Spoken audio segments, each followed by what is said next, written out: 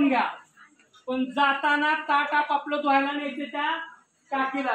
ताट धुतील, ताट आपलं स्वच्छ धुवून एक दिवस आपली स्वतः सेवा स्वतः अन्नछत्रात करायची आणि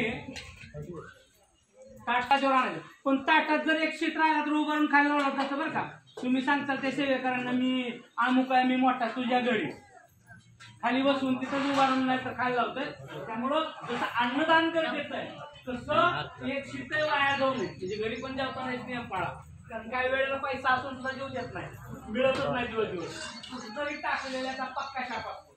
त्यामुळे अन्न कुठेही टाकू नका. माझ्या अन्नाच्या प्रथा एकच नियम आहे, एक शीत टाकू देत नाही. आपल्याला जर अशी छान अन्नदान सेवा करायची असेल, वाढदिवस असेल, कुटुंबातील एका सदस्याचा वाढदिवस, तसा रविवारी हो, सोमवारी हो, कुठल्या येणाऱ्या गुरुवारी एक अन्नदान सेवा करा अशा पद्धतीनं, जेणेकरून त्याला उदंड आयुष्य. गाडीवर बसायचं कुठं तोंडाला फासायचं काहीतरी करायचं पेक्षा बरं आहे आपल्या अन्नदान सेवा.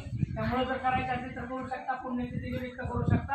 आपली सेवा बजावायची असेल डायरेक्ट ट्रस्टीचा स्कॅनर पडा, माझ्या हातात देतात कुणाला द्यायचं. आपल्याला तेवढे जमलेच नाही, तेलाचा डबा आहे, डाळ आहे, तांदूळ आहे, देऊ शकता आपण आणि सहभाग आपला आपण नोंदवू शकता.